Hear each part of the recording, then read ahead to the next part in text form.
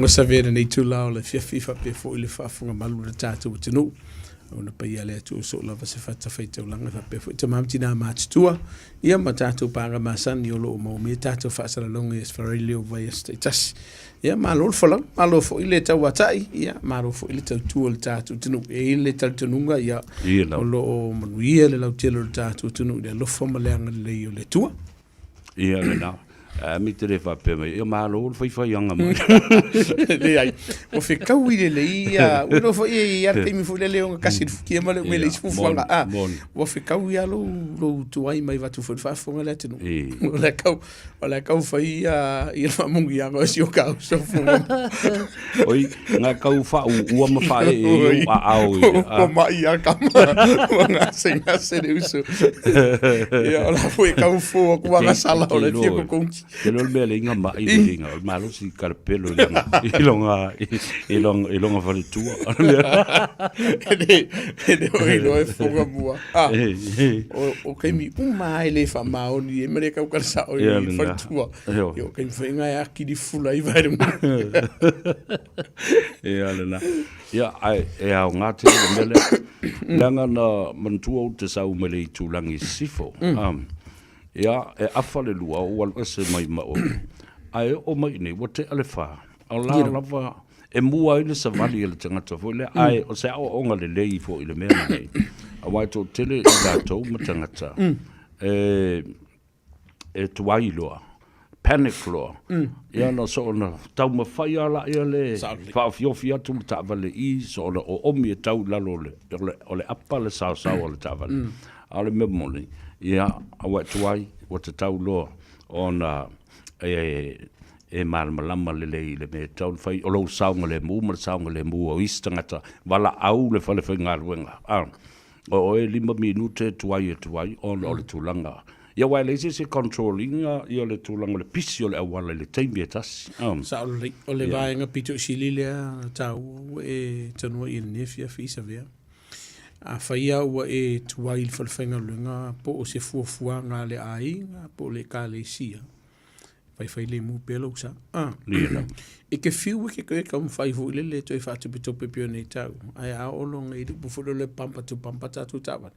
Po ko ki kia pipi ia pampa o tatu tawan. No no winga. E le sisi alfa. O ifo. Tatu tilo o telo le tunu le la fe so tulafono fu le woso i manga ala le kaungo ya. Show do fu le po au tafa fu le. Ia po le bus lane fu le. La walu ya. E o mana ia va nga le. Ta wona fa manino inicio va nga tatu tulafono. Man tu Samoa. O aso pisi fa penei. E ma fai ai. Ona e whaonga ina o tātou o wala fu i le vang fu le ti malenu na lua. Pe a whailia e to o lua pe lunga tu fu i lo tonu ta vali. E le ma whai ona to tasi tangata e maua ele sala se lau 5 sefulu vanga le lua. E iei nisi o mga ala e ti le mata i tusi ai lunga koru o luna winga. A to o lua pe lalo ifu e le mwhai. Na o ila tau e to tolu te tonu ta vale pe o watu fu le numera. E ma whai ona o lea o ngā fu ila la wala lea. O la wala le le mwhainga e ku fu ile lea sa ve man whafunga le tunu i mori fu i e free flow wala walu. E se le tā lua. O tātou a wala po vaenga fu i o whapitomo o tātou pasi. O lo i ai taimi whaatu la fono ina. E le te tau ona uia e le lautili. Me se la wala le taimine nei. O le tai au lava ia ma le fitu le tai au. Tai o le se fulu i le tai au. Tai mi e le mawhai e ona whaonga ina i le atunu. Na o pasi lava e feo iai. E se la 5 fulu le sala. O le fiafi. E mai le wha le fiafi. Se o le fitu i le fiafi. E se le tau o le tātou usta i o le vaenga lea. O le tele o me pu ata le ua whataatia le malo polo o Auckland Council i lungo mana o mga ala nei. E le ngatana mauai oe wa e oso se lua, mauai oe e whaonga ina le telefoni whia vai. Mauai oe pe a whee sao la wadu lunga ia. O lona winga la e te tawana alo fia. Mana tuafo o tātou sala nei. E leo ni sala le mtanga luenga leo o sala ale Auckland Council. Auckland Transport pulenga whai tu mano. E tā hua la, lo tātou usta i o le vaenga lea. O le vason te mea tu, o le vason le nei na amateina nei. Sa iei nisi o le atunu usa paka i tātou taawale i lunga o tātou leina fu i e sasama. O ke walau atu la iei le manu le atunu fu le wale na matu i taawale leo leo wha mono mo le titauna wha me i e taawale ni. A fe mele manu malamo i lato. O le mau ke ngofo i kongo ka wale mutu le oho esi. Peitai o ngai paka lau taawale ina. E le titauna paka tātou taawale lunga o tātou leina sama ia. Lua, ia, o lo ia iarto o tele la tunu o lo paka ia tātou paka fo i e mo i lato o lo i mana onga whapitoa. Disabled parking, disability parking. Mana tua, o le ua sifi mai mari se lau lima se fu. Fa se lau. Fiku se lau. Ea, oia, oi. Lima se fu. O longa winga, o lo kokongi a koa. E o te whawhetai ua whaia vaenga lea. Sa ia tau sui ai ia le manatu o le atunu u lātou te paka ina, ia whaonga ina paka nei e mō i lātou lo i eimana o ngā whapitoa, manga se whapitoa fo o ia tū ngā fo i o lo i e. Me se lava ta maamti nā mātua. O tātou talo nofo i lai paka. Lia lava. Wa whaia se whātou tupula ia o le kausau wāingo lau kuspaka. Parking warnings.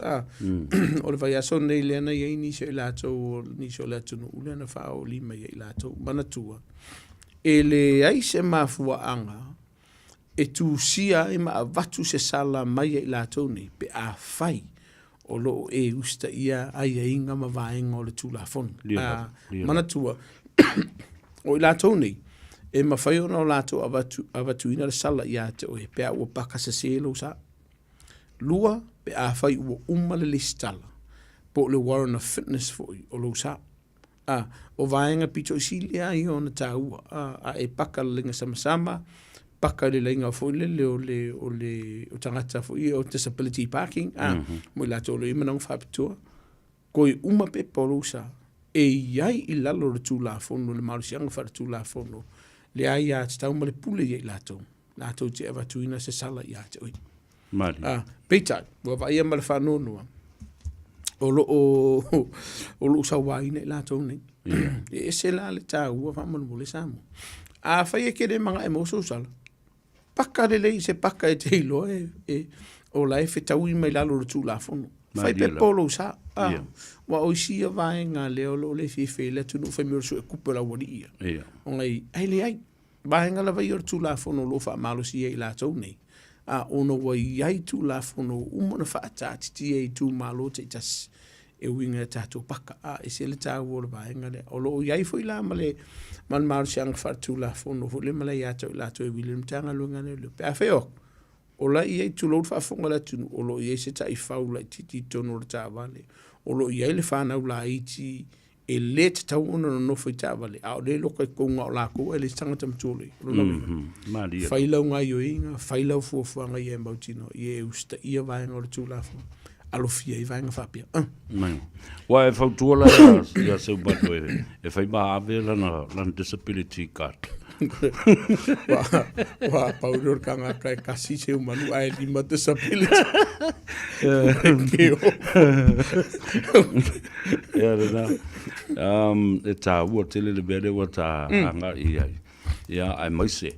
E atu, o la lava i ai science ma wha ilo ilo fo i lele wa umara tuu i nā eilo ai. Le taimi e te tau ina paka ina. Ama le te tau ai o na paka ia. Ia lau tā vale ino whanga ia. Sauli. Ia. Ai ona o i tātou lava. O isi tangata ua la vevea. O tangata fo ia sa masani na fo ia le mea leo the clamping. Eo clampi o meo pau tawa. Mana tua. O kia mai inga. E se le tau o le vaenga lea. Walanga iei vaenga o le tulafono. E tonu lava i o pisi ni si mai tu malo sa vea. Lea o lo whaongai ne le malo si ango i lātou nei. Ai iai fo inisi o lātou so le o le su e kupele vālia. Le su e kupele vālia. Mana tua. E iei vaenga a whai oi o le ka paka lea, private car parks, e pule ai le company lava i e ongar ka paka, o iei le lātou saini lunga a e paka ai ua wha ambau le pa o lau ta vale tulo. O le whautuanga lea tunu, aua ke paka ai. Aua kei me ke paka ai. Ai wha ambau ai i le vaenga le loka i pa o lau sa. E lua se lau lima se furu lea. le tupe tauna e tongia whakua mwhailea. E le ai la se vaenga le mtanga luenga leo leo e whai ai. Walanga o la ua ia.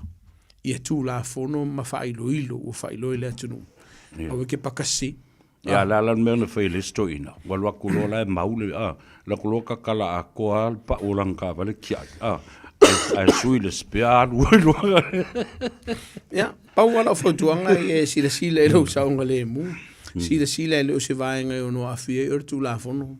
Ona whaile o nga yuina o vaenga le e se tago o vaenga. Au tātala no ia kako ka paka sa ve mara wafunga le atunu. Sa ta il tātou tala noa ngai nisi o vaenga o lo vai e il mtanga luenga le lo i whawhitau di lo tupu i tono tātou talanga whatau. O lo ia la kakalangoa ka ue nei o tātou tangata o lo to tele ia tamari o le atunu o tama fo i whapea fo i uso le atunu o la tō whaier vaenga o tau mawhawa malo si tono o tātou taulanga whatau. Manatua o le vaenga lea e le whatanga ina i tonu lava i o au kilani ma New Zealand. So o se taulanga whaatau lava. O lo o iai whailo ilo. E le mawhai o na tau mawhaina le awa malo si no whanga i alo vai e pēr ma le whanono o to te lo tātou tunu. Ma tua fo soi fua o ia tau sanga o la tu soi fua. Ia matai e ngatai matai. E ninka mai makai. O lo o whaia le vaenga le soni ngā tulafono. Mana tua e lusa ni mas furu tātou sala. Sa sa maupia. Sa sa marpia. Pe whai mai ar pusa e tasi lau e tau mawhaina a e whai atu le whatanunga mtanga luenga e ave a e leu stai ia ilu lai e leo pule i lalo tulafono mtanga luenga e sa atina i e tātou pia lea i e mawakulo marasala i ate oi la whautuanga wa ai se papu tau mawhale i lau ia mbēlu kou whale ki ngō whale ma e whao ngāle i ala kufot whale a kuni melom kou whaiso ia la male ia mbere wa e lapta ia lai whaafonga mai ia le nu uali i o le mātou i tū malo la tai moenga o a whamasanga o le ota Siki o whaafonga mai ia e filo e mo le whaiwhi au ia la pita inga lava o le alofa ia ma whamanatu i tātou umalava o tātou umalava ia whia i nea na ia ai mānei o le nā o le lei le whale a le nā o le papu ma o le no whanga e whaatangai o le whaimana mānei o le whautuanga ia o neva ia so sa vea e whiolono ni e tātou sori ngā tulafono whawhitau li māsani o lo tupu i tātou tiru. Mai ka masani lau fu le por mumuse kuma mkanga luenga leo pe fatu i leo lo sa o lo to telen malo la tunu o leo ele o sta ia le vaenga e se faingo fi e tu tala no mtanga luenga leo ia ona maua leo la usala pe fai ai ale fo i ava no e vatu mtanga luenga leo ai le o la matia i sa ngole mu ma so i fu o le tunu o lo fe malanga e kere uska ia lo e sola te lele avano wala matia i saunga le mu i la tōle whewa i lunga la wala o lo soifua o lo soifua o le pasese pe awhi i se pasese malo a inga ia me sio le atunu lau tele o le whautuanga lawa ia e mtanga luenga leo leo wha mole mole tu whai ue si le fio ue ei se vaenga ue solina i le tulafono e whaingo whielo tu. O wai ke whiu ke sola e a mua oi, ko solo usa. No. Ave oi de sela. Se ilula i sene, o le tele i o vaenga fo i e o noa whaina i oi le tulafono. O le si fo i le vaenga e tā hua i le whaatawa i le tātou tunu. O nisi o whautuanga, o nisi o whaatonunga wa mai e ntanga luenga leo leo. Po le whamsinunga, pera vaenga ia. Whainga ka ofi o e se sion tanga luenga leo whatonu ina o e le te tauna e tue whenua i le ta vale vaenga mua. Se lunga au mai se whatananga mai o se ripoti mai o le whare mai. O lo ato o toa lo malo si le tino male mawhau. Lua, se lunga e maua soula i sene a vita vale. Tolu, o lo karka vale unga ue ave unga. E le tauna tatu tue tangu fia ta vale. Whai ua mai whaatonunga i alo nauinga e te lele a whaina o e pe maua o le mtanga luenga leo o e sulina nisi o vaenga i o le tulafono. Vaenga mo ko solo sa. Pe lusu malvalu a se to soilu sa. E le whaapela a mai kuanga, mai fua le ai. E to tongi la varselini. Lua o la e tua i luma le whaamsinonga. Tolu, ia ke re le avango e ki kua lunga le whaamsinonga. Le iso le sene o la sei. Ona mai mawele o ngā luenga o lo sosani tausinga o ainga. E se tau o lo usta ia o nisi o whaatanunga mai mtanga luenga leo i lunga o tātou a wala o lo tātou whio iai. E nisi o la tau na maali liu le vai asole nei o lo whaisusu o ngā mtanga luenga leo e leo mautinoa. Mafua anga na mawele la tau soifua. E le toi poma le wale fo lunga o penga te whai langi. E se la tau o vaenga ia a whai te sisi la nei nisi o lunga o whasalunga penga te whai langi me mtanga luenga leo lo mana o mi e lau sosoani. E te tala noi pe a whai ke si le fie se men kupu o lau whautuanga whamon mole pidi mtanga luenga leo e fie mana mi e mtanga luenga leo lau sosoani ia i ni whamtalanga e wina i a tātou wharablavi o lo tupua whio lolo fwy lato lo ton whea pulu lato soifua pe yo vai asta tasi o lo tupua i le vaenga lisi le whaafita au o whaisi whaatuptupula i a teimine nei o i lato e ton whaia pulu lo lato soifua ia wo o lava i lato wa pulu lava wa whaatino lo ia o le whautuanga lava i o tātou a inga whaamona mole whai e te sila fia wa i se swinga o se siolo wa inga po oe fo i o whaalongona ia o lo whautuanga sa ili se fsoswani. O lo tele mano anoa i fsoswani ma i lato fo i e maua i se tok manga mo oe male ai ngai tūlanga whapeni. A he le mawhai, ona i loma mana, pe a whailia e te le tapa i fsoswani na, e se rita au o le vaenga le. Tala noi se tas e maua se tō maanga mo oe i a leo nai ma batu tatu telefoni te wala au mai ai, ka karakalangoa, o le se fisosoani e maua mo oe ia aolo o tamwhai fo ilene ia fo ia vaenga ia o le tamwhai e pule le soifua. Mana tu. Ao tai e le vaenga le da. Le mawhai na ngalo ia te au le numero ne walanga sa au whaka talando i na stasio pol kalame. Ia le sui o le tamai tai Samoa mai le tātou whala putonga nei o whaingoina o le helpline, o le health line. O walu salau, ono tasi ono o le whaingo fio numera o walu salau ono tasi ono so o se mea lava whautuanga o le mai o le lava ai maua fo i le talanoanga wa ai sili fia maua se tangata Samoa mātou talanoa. All these people, sergeants, they are all professionals. Your lato fields. O le vaenga pito isili leon taua. Olo o iai le fisosoani e maufua. Mali e lau. Pa wale o le vaenga e te whaiolo vidi. O taimi e le mautonu wai. O taimi pongi sāfo i lea o mafofau o le totele. Moni. Ai o lau lava ia whautuanga to e sila to toa le whai unga le ola e fufua e whai. E ono a whai ngai o e fu le lo soifua. Ai te le fu la whai no lo wai. Ai a whai. O e le ki kaum whai e whao so ma wha asufi, ma wha fefe le stangata. E whaia le tūlanga le, ia e nofo malama malosi le fia. E te le vaenga, e ono mōli ai, o le tūlafono lo whaia o le vaenga lea. Whaiste o telo i la tō le online bullying sa vea? Le se lava le vā o whanau. O le si le vaenga le o lo tutupo i whawhita au lima pule i la tō soifua. Ono nisi o a afianga i sauwanga o lo whaia i lunga o penga te whaelangi. Ailo ngā fwoi pole a onga, pole whalwhenga ruenga. Winga, e tā ua lo tala noa i sitas. E tā ua lo tala noa masa ili se fisosoani e le ngata mo oe, pe a whai o lo a fia oe, ia au nisi fi o lo a inga ma uo o lo a fia, i le ngase ngasele o lo tupu teimine nei a. E se tā ua, Wa mana i wa e o le mata upulea walanga i le lua tausanga o tuana i atu leo whaaso solo mai lava. Sa whai ai ia le ko le ninga po le training ma le seminar ale au whaasala lau. New Zealand i nei. Nā fia i la malo utangata fo i e whai ma le sui o le Radio Samoa. Ma le Samoa Multimedia. O le course lea, ina ia o ngatasi ma le tulafono, o le lipotia, o ni whaalawe lave ma le whaafita o li, ma waile soifua. Ma whapena fo i o na lapta ia i tangata whaasala lau. E winga lan ta upulea wa e talandoa mai nei.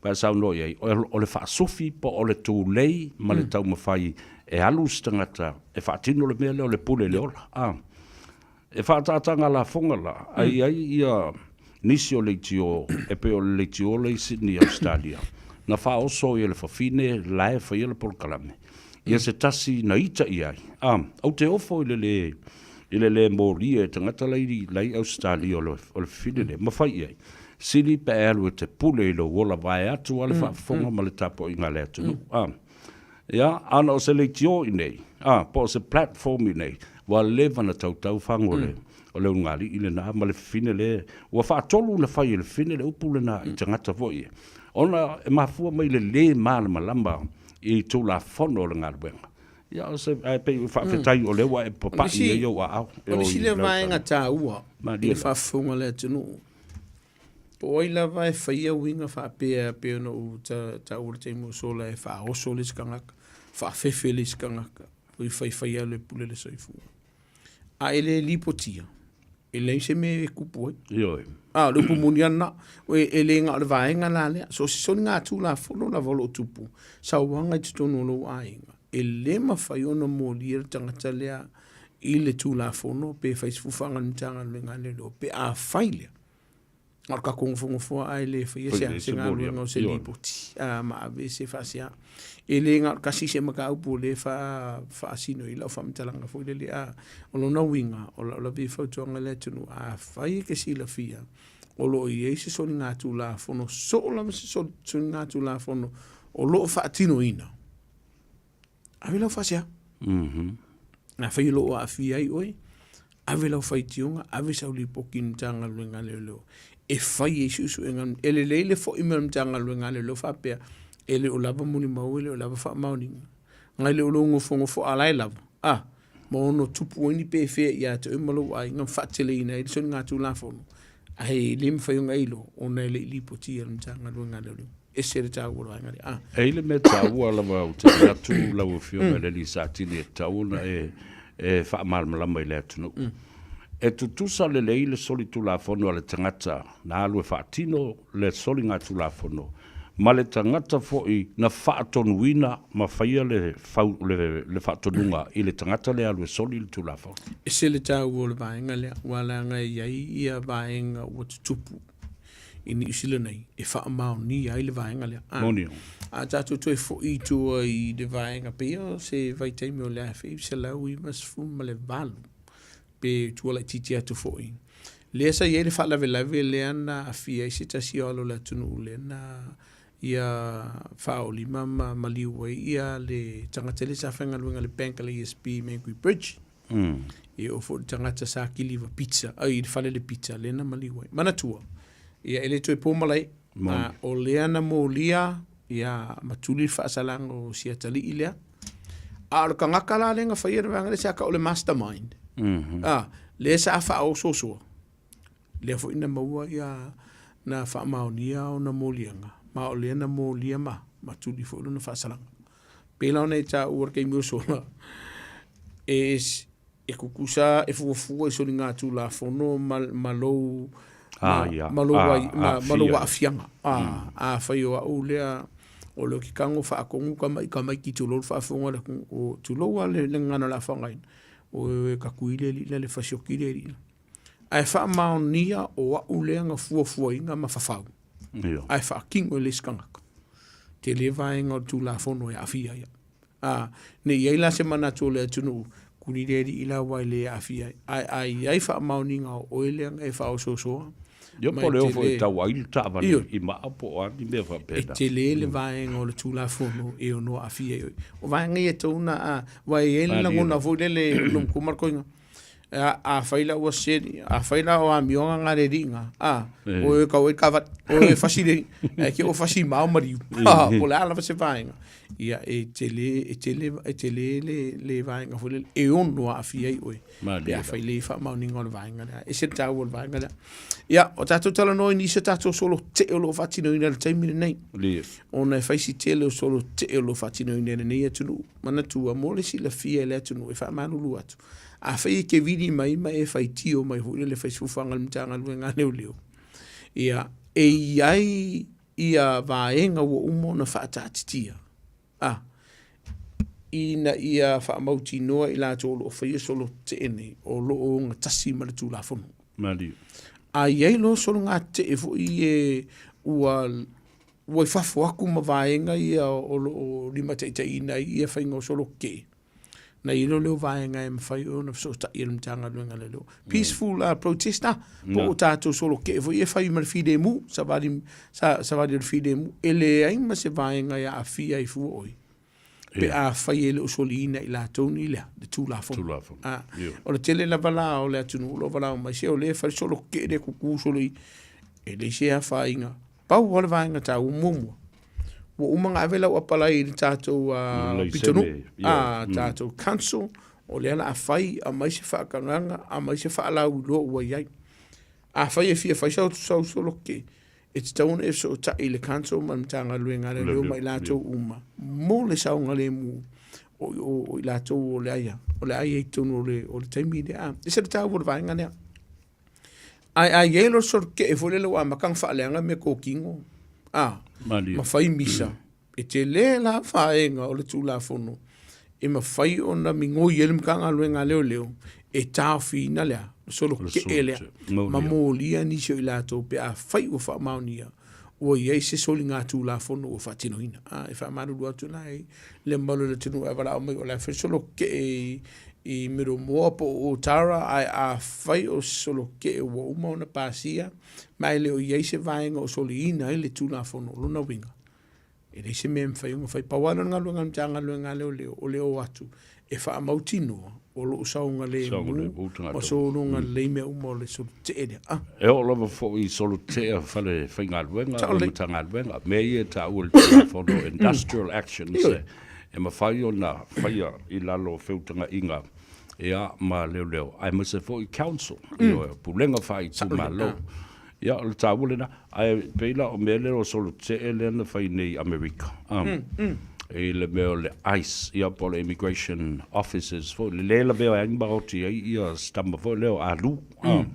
Se li Samoa tau ua tele i mea nei o meo fashion designs, ma su inga ofu, ma tulanga fa pena o skaili SS. Ia, a o tātou lai lea a fia i mea ia, o mamau, o so lau tā, wale mai alu e whaile mea lau whi au masani sa e anga ia. Ia malo a loko, po loka a koe fu male mea. Ia male si vaenga pito si lon tā ua, e iaile langona tātou te fia lango le telo solo te. Ma dia lau. Ai o lava ia whautuanga le atunu, ave lau wha mua e di saunga le mua oe malu a inga mai la tau o lo tau o fatas. Ai kiri ma fofa, wa e si la fia ma e kilo kor solo ke e la veai. O lau whautuanga ia. La wala unsa e koe fo i le whale pe vai se vaenga saunga le mu tu tititu e ma whaatino e ko solo ke. Aia, watau fo inana bini malmitanga luenga lelo. E se tau wal vanga le walanga e manatua. O solo te e male wha i loa i no langona. E whaakanga. Au te mea e soli e tulafono. I ona i lolo vaenga e o noa afia. Vaenga i a morta si fia le tunu. O le si vaenga ia. Whaulave i lungo o le sami. E se le tau o le vaenga le. Me ku whesiringi si po le anga luenga le o le whai lungo o le sami le ai. So whaulave e tupuma ma o le soifua. E iai alm tanga luenga le whaisusu nga wha mautino e leo i se vaenga solina le tulafono. O le whautuanga la le tātou tunu wha mole a whai o sa uni se whai ngā whai vere ne fiawhi. Ia po le weekend whai po o whea lava se aso. Po o le halava se aso. Sila mua i lo saunga le mu. O le leile kau. O le leile va atulou. O le leile ngofuanga lea la aka ai lau ofe. O iai so ofu whaola. E se le tāu o le vaenga lea. Ona o le veaso nei le fo isa atu ilim tanga luenga le leo inisi fo i o whaulawe lungo tātou sami. O le whakamala. E se le whakamala. E me se lava. O lo iei swing o le tau ma swing o le tai. I ono a fia e disa ngole mo e mai la to lo to mananga fatasi e se la ka o vaenga le fa mon faila nga duenga o le sile vaenga e se le ta ua sa le fa fonga le tunu o ni se la to fo ia le na sa ili o la to e o la to ai e mau i fo kulolu po la whangai ia ua maari liu le sa ua upau ua po le meo malemo o la whautuanga a whai ua iesisi ua misi me lo ai kamwhai fo le leo e kamilo bili mtanga luenga le lo a whai o ngā oe whangoka kauanga whai loa i lato lo vai e tato o ngā sami po le ale kaimi o fea leo lo whai malanga i e loa o maawiske le fongi ina i whaasao ina i le soifua Malesi vaenga tau lava i lau whionga re mana e iai po i leo le ngātai whale Coast Guard ia Malesi nā me tau tele o le tātou o tātou o na le matai ai i a tau mawha mai le a o wa iai fo i ma whata oto ai i a Tulafono e tau o na tātou o me e oi whangotai ma me le tau nā ngā i ai o na o le malolosi o ave fo i e ma mea whapena a o tātou te leo sius tai o tātou le tau sisia ma whai tau le lei i a whailo ilo o umbo na tu ilunga o le ngātai whale ma le whaalo alo ilo a whio o le sira vanga tau o ke alu e ke whangoka anga ke onga e whai mai o oe le lei i whea lau a au tu loro whaafonga le tunu o le tau tai bata pala o e loa kai mo le kai ma vaenga e te whangotai e te tau mawhaino lo lava malosi ona te lele o le vaenga i le ato atoa i leo whai unga sao e tau na whai ono na winga i le tau na tupu vaenga lea e se le tau o le vaenga lea ona to te le e mamalo le tunu o lo a whaina mo lo solina le Tulafono le tau mawhainga o lava malosi e fika whan mawhawhawla i o le ngā la kuru whale le tawa le whelua i o ngā alu aku alu o se lunga le vae alu o ngā o le o wakele ar whawhita uli o olo le teimi e tupu i a whawhita uli lunga o le sami ia e le bifola le o ngā mele malo se lau winga i te talieni se o whawhita uli ma whaalawe e ono tutupu ma maua le soifua i o le si vaenga o whaalawe i tātou whalwhanga ruenga workplace accidents o le vai aso nei na i eini se tātou whaalawe na tupu i tono whalwhanga ruenga a whaia o lava lau malolo e sili le video lau whangui Maria lau. I le tau ma whaina lava malo si pe a wheo la sauni alu e tātou whalwhenga ruenga. O le si vaenga a whaira o lava lo malo si ono lo mau o i ngasi o le tino, ngasi o le mafufau, o le whautuanga lava ia. Whaisau malo longa vili lau whangui. O le si vaenga e te tau ona tātou sila tutoa i tā vale o masingi, ma vaenga whaape nao lo whaongai nei tono whalwhenga ruenga, o no lo a vealia. Ma vaenga la matia e le soifu o le tātou tinu. I se le tāu o le vaenga lea. A vela whamomo e lo saunga le mu. A wao le sile vaenga o lo malifa inga luenga mtanga luenga le lo whenga susuenga. Pe ai vaenga wha ape o lo tutupu i tono whenga luenga ma o le soifu. Ia ma la matia e fu saunga le mu o le tinu.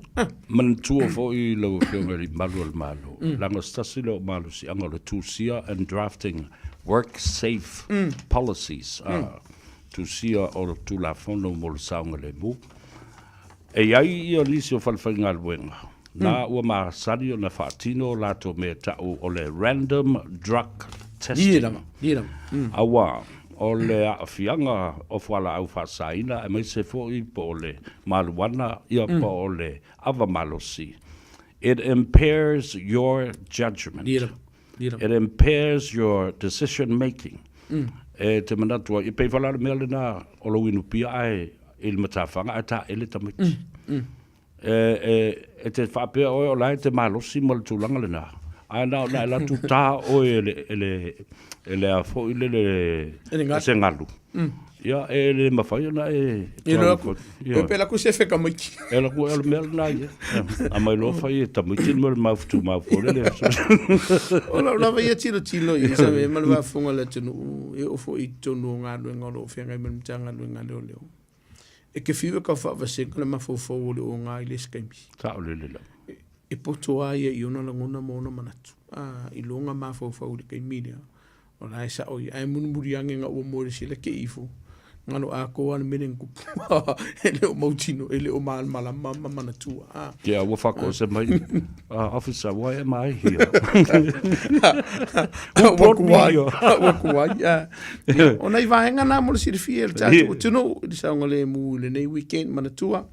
a fai o fo se fai ngā malanga i nei weekend so lava se vai ngona nei atu nuu ia po o le kelope fo o lo fai mala o lo au mau e lau te lo tātou tunu wha mole mole vai talo le tap a fai wale leile kau vai tātou ta vale ia saunga le muma le lei o na tōtonga ma le lei vai ngā umama o sefi le ta vale mo fai ngā malanga a fai wale lei ia vai po sefi oi vai po lava lo malosi vai po lava lau malolonga vai po ia se vaenga e leo afia i pe o fala fa saina ma malosi ia o vaenga uma ia e se le tau a failo o le me uma vai pas vai no foa ia mfuspa o tato pasese e te tau la von fa ma wina tato fuspa ia vai ka ko ke fongi e o fa nga ina o tato fio i lungo la wala e te le vaenga o no la matia e le saunga le muma so i fu le tunu ma le si vaenga fo le va tula inu o fo la fo le prescribe mai le fo mai ele o si fo la au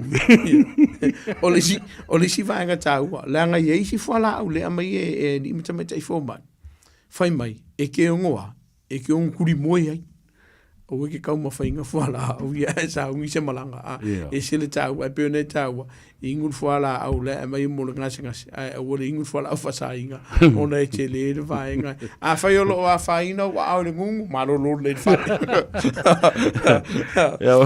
ale bela na wai e ma mafa le laiti ngale vai ai tu watu o le tu ulungo le o kau ai ku ulo le vai pensingi palo le apa io nei whainga ia mo fia o tātua tunu, ora ne fiafi, whamanuia le tua, i le paia ma le malu o tātua tunu, o tāpena atu le nei weekend, o whawhia fianga mai vanga le weekend, ia mōre saunga le mu, ia e whi, o le whautuanga lawa ia mtanga luenga leo, ia le o whai aku le malo ma mtanga luenga leo, au e ki kau ma whaava malo si tu lo whaafunga le tunu, pa wala le whautuanga le tua tu iau ta Samoa, tau mafa ma le fuafua, tau mafa malo si la fia e le mawhaiona e solina i vaenga o le tulafono tau mafa malo si la fia lo ia isi o lo toa lo tuta whaufatas e kau fu inga o kako fu i riske mie le whai e se fia malo nge ke ua ngau mankau mawharpi e whamela kau whake ke i med whanama ia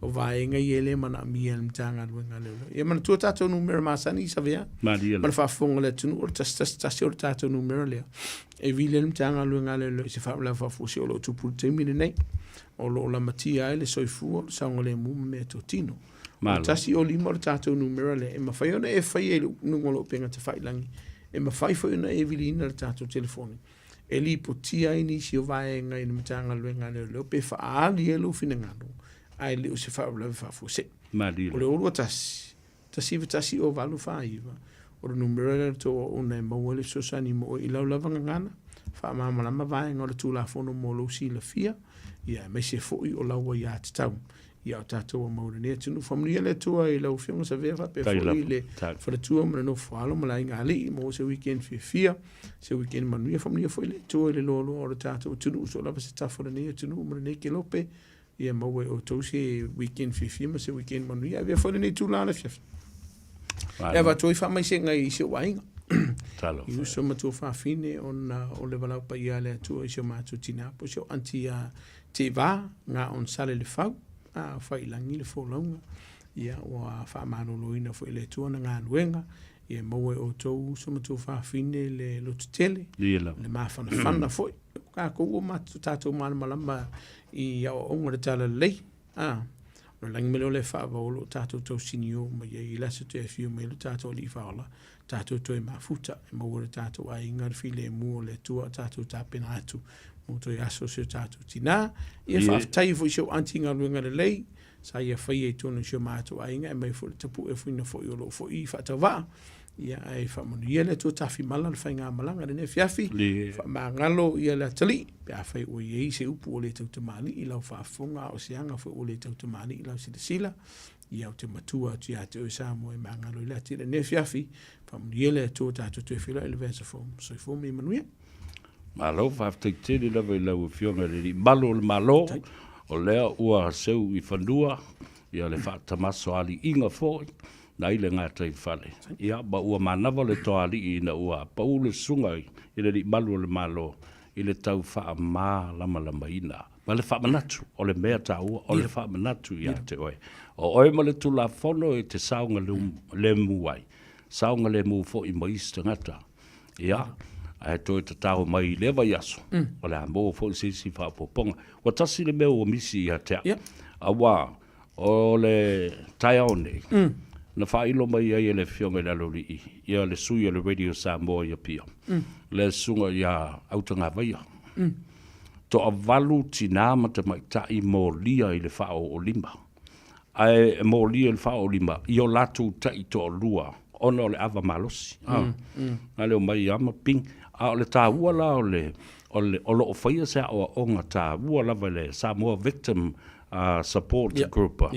Ia e whai ai ia whautuanga, whai me o courses fo ulele. Ina ia tau fiofi mamau mai ai i le whao o lima o tina. Ma le loto ita. E mafua le mo le pia. Pawaran meo ke lenga ia se uso ia muripola wain. I le ai pia. Ia. Seu manu? Kalangoa mai.